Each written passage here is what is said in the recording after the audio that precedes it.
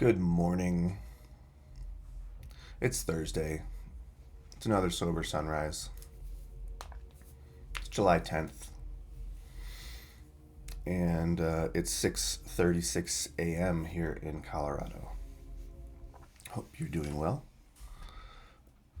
Um, let's get to today's reading. It starts and it says, "Toward peace and serenity." I like the sound of that. When we have taken a square look at some of these defects, have discussed them with another, and have become willing to have them removed, our thinking about humility commences to have a wider meaning. From the 12 and 12, page 74. When situations arise which destroy my serenity, pain often motivates me to ask God for clarity in seeing my part in the situation. Admitting my powerlessness, I humbly pray for acceptance. I try to see how my character defects contributed to the situation. Could I have been more patient? Was I intolerant? Did I insist on having my own way? Was I afraid? As my defects are revealed, I put self-reliance aside and humbly ask God to remove my shortcomings. The situation may not change, but as I practice exercising humility, I enjoy the peace and serenity which are the natural benefits of placing my reliance in a higher power greater than myself. Okay, there's a lot to unpack there. I like how I'm going to just, I don't know why this is happening. Sorry. I guess these are all just previews.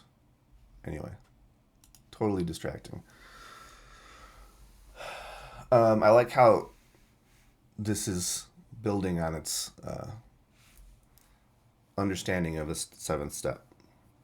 I've never done this before, read these every single day, so it makes total sense that at the beginning of a month it introduces a new step, a new principle, and then it builds on it throughout the month.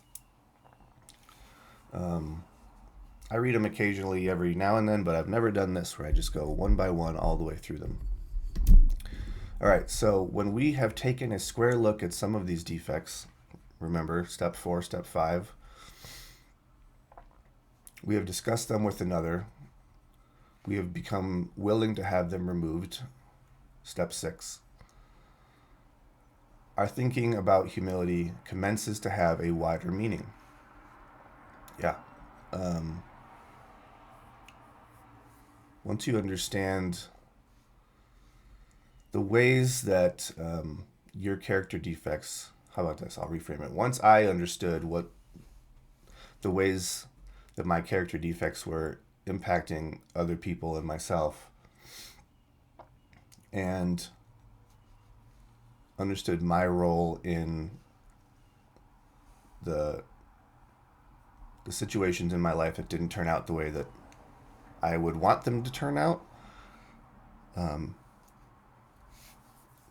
I became a lot more humble and willing to change and wanting to change, because I realized that, I had a big part in all of these situations, even the ones I thought other people did me wrong. When I stopped and looked at the whole situation from like a third party perspective almost, I was like, damn, Brent, you acted like a jerk, and that's why this happened, and that's why that person did that thing, and that's why you're mad at them. But they wouldn't have done that if you hadn't done something to instigate it or provoke it. Sometimes we get this image in our minds of ourselves where we're unable to see, we think we didn't do anything wrong. And when you just look at it from the other person's perspective and look at your own actions like an outside party would look at your actions, like a mediator, so to speak, you realize that, like, man, I did some really messed up stuff, or I said some messed up things, and my lack of, in my case, it was mostly failure to follow through with the things I said I would do is what instigated most of these situations. So my character flaw was procrastination. It was not following through with the things I said I would do. It was making empty promises. It was always using these empty apologies. Oh, I'm sorry. I'll get better, right? With no intention of actually doing it. No understanding of the real impact I was having on other people. So when you are able to look at these defects head on with a clear mind and an open heart, and then discuss them with your sponsor or someone else, and then honestly want to have those things fixed, have them removed, thinking about humility starts to have a different meaning, like this reading says. So when situations arise which destroy my serenity, pain often motivates me to ask God for clarity in seeing my part in the situation. Now it does, right? That's the tool we have now after we do step 4, 5, and 6. Situations arise which destroy my serenity. Pain often motivates me to ask my higher power for clarity in seeing my part in the situation. Admitting my powerlessness, I humbly pray for acceptance. Okay.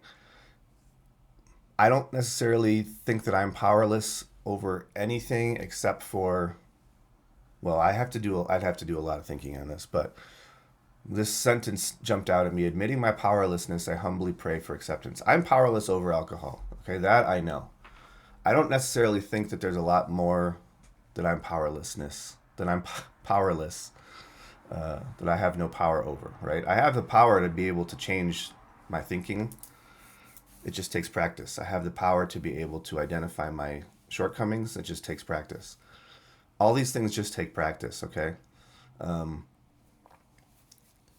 I do still sort of look to my higher power sometimes and say, why am I struggling with this particular change? And then I look for information. Okay, information to me is useful. I've learned a lot about rewiring my brain and the practice that you have to go through to change the way that your brain is literally wired. Create new connections in there and understand your trauma responses and understand the way that your limbic system works and all that. It's information, but it's helpful information. So I always look for that. I try to see how my character defects contributed to the situation. Yes. Oh, so-and-so was such a jerk to me today. Oh, really? What did you do to make them be a jerk to you? My son's always like, this kid was mean to me today. What did you do? Nothing.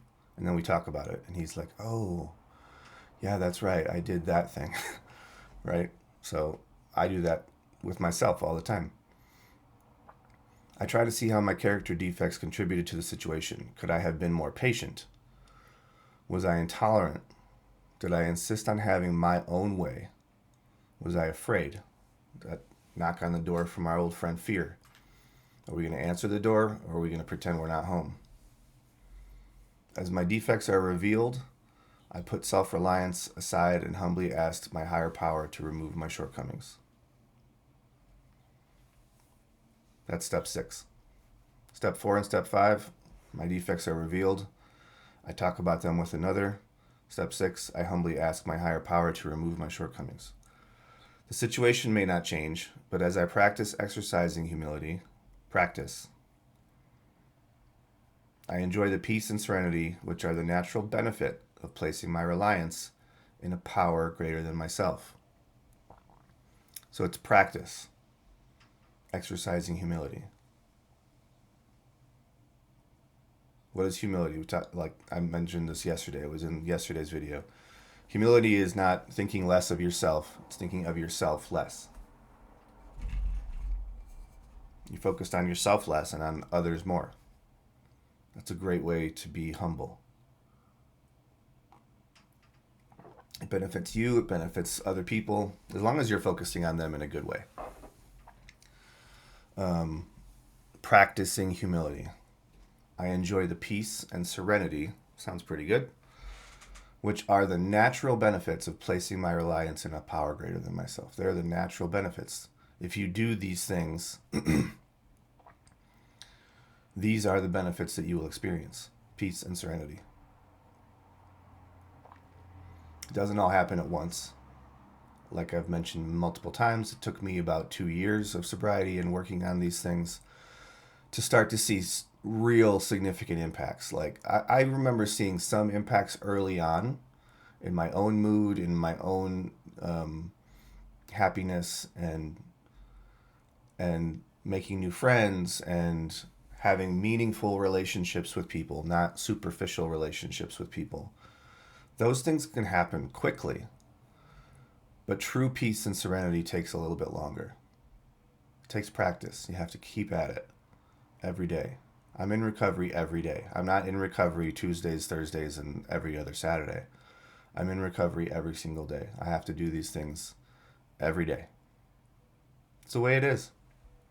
I'm okay with that. You have to get okay with that. Is it hard some days? Yes.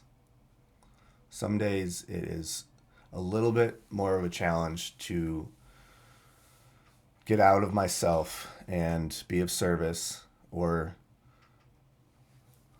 have the patience and time and dedication to view myself and my actions from outside of myself. I'm going to sneeze.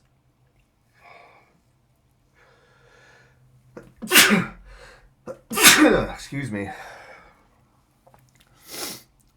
But every day of practice gets me closer and closer to my goal. And I refuse to let this goal go. I've given up on other goals throughout my life, and I refuse to give up on this one. This one is the one that matters. This is the only one that matters. Without this one, all the other goals are meaningless. You can have all the money in the world, you can have all the things and big houses and cars and everything and superficial people in your life, and without peace and serenity, all of it is meaningless. So, this work is really important. Ask yourself some questions. See how your character... I try to see how my character defects contributed to the situation. Could I have been more patient? Get in an altercation when you're driving, or in the grocery store, or in the parking lot. This kind of nonsense happens all the time in our lives. It doesn't have to. You could be more patient. You could choose to let things go. Was I intolerant? Big one. So much intolerance in our world right now. Not just right now, always. It's just, there's an extra wide lens on it these days. Don't be intolerant. What is that? How does that serve you? How does being intolerant serve you? Did I insist on having my own way? That's a big one for me. I'm a controller, and that's a big one for me. Was I afraid? That's a big one that's everyone, literally everyone. When fear comes knocking at the door, are you going to answer the door and ask what it needs, what it's trying to tell you? Or are you going to pretend you're not home and ignore that and turn off the lights and hope it goes away? Because it might go away for today, but it's going to come back. As my defects are revealed, I put self-reliance aside. Okay? I'll have to think about my self-reliance. Am I putting it aside? I need to give that one some thought for myself. The situation may not change. That's an important part of this. The situation may not change. But as I practice humility, I enjoy the peace and serenity, which are the natural benefits. Okay, the situation might not change at all, right? The stimulus is still going to be there. Someone honking at you in traffic, someone whatever. That keyboard ninja on the other side of your comments on something online. They're still going to be there.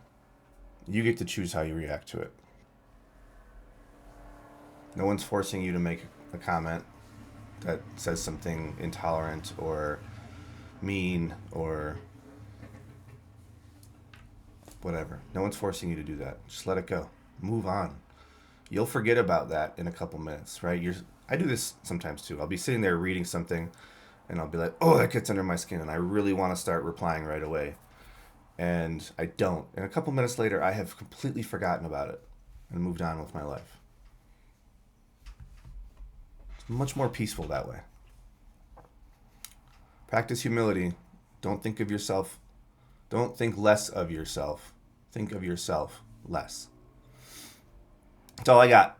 Thank you for listening. Hit the thumbs up if you liked it. Subscribe to the channel if you like the channel. Share the videos if you think you have someone that you could that could benefit from these videos in your life. Share the channel with them. You could be helping them. And then keep watching. Come back tomorrow. I'm really grateful for the number of views, even if it's a minuscule number of views. I'm grateful for those. Any likes and subscribes are helpful. Please, take the time, hit the like button. It does help. I want to get more people to be able to see this, and maybe I'll be able to help more people. That's all I'm really trying to do is learn, and through learning, maybe I can help some other people as well. So please hit the like button. Please subscribe to the channel, and share the video. And whoever you are, wherever you are, whenever you're listening to this, you are enough. You are loved. You can do this. It takes practice, but you can do it. I believe in you. I know you can do it. Love you all. Have a good day.